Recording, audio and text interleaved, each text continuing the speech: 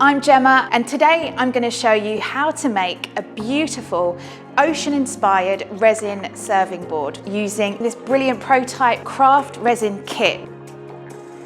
I'm a photographer. I run bondidaily.com and I love to take photos of Bondi Beach. One of the things I love most about living in Australia is how the ocean has become a huge part of my life. I'm constantly finding ways of bringing its natural beauty into my home. So today I'm using this brilliant product, Protite Resin, and this craft resin kit, which is so easy to use. It's an Australian-made craft resin, and I've found that even beginners can use it and make something look amazing. I'm really excited to show you how to make this, so let's get started. Make sure you've got some scrap cardboard down just so your table doesn't get messy. The first thing you need to do is put some safety gloves on, and you're just going to add the bottles A and B, the resin and the hardener together. Once the hardener goes in, you do want to work quite quickly, of course, because it is starting to already set the resin. Once it's all in there, I'd say mix it for around 3 to 4 minutes, and then you know you're going to end up with a really nice smooth resin. Next step is to separate it out into some smaller cups, because it's the fun part. You're going to start adding your colours. So first off, we're going to use some blue. You don't actually need much because it's such strong pigment.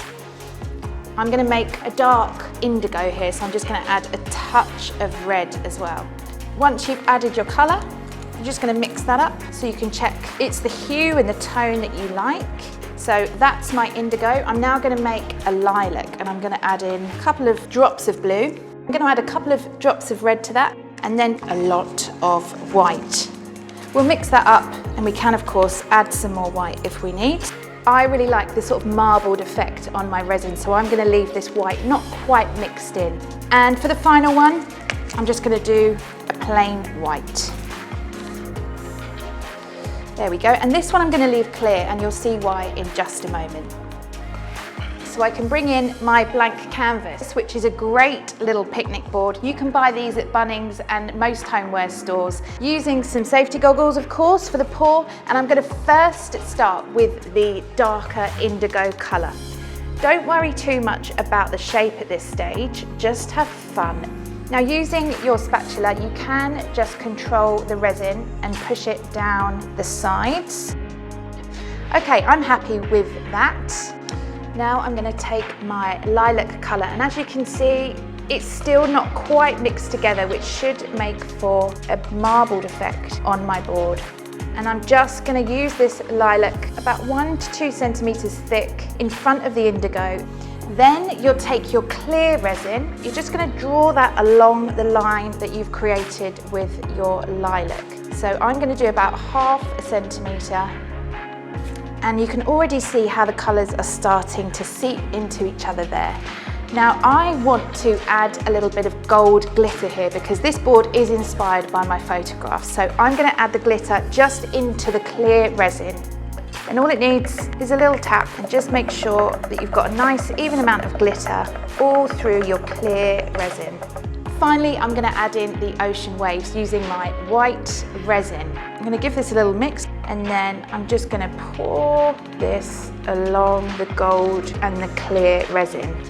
I'm going to then just blend these colours into each other, so we don't have to be too rigid with the pattern we're creating. The resin will decide where it wants to go. So once you've done some blending, it's always nice just to add in a couple more waves with your extra white that you've got left, and a little bit of extra clear. Then it's time to apply some heat.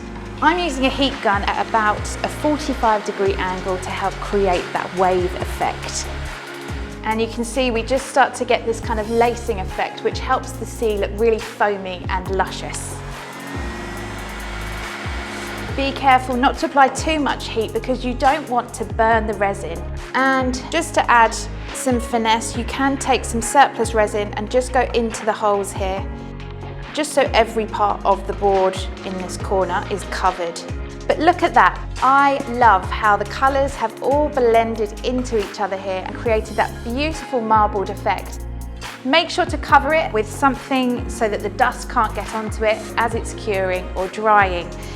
Once your board is fully cured, I'm just going to flip it over and show you, if you grab your heat gun and you've got this kind of nozzle on, you can simply heat up the resin and just scrape off the underside of the board, which will leave you with a really smooth underside of the board.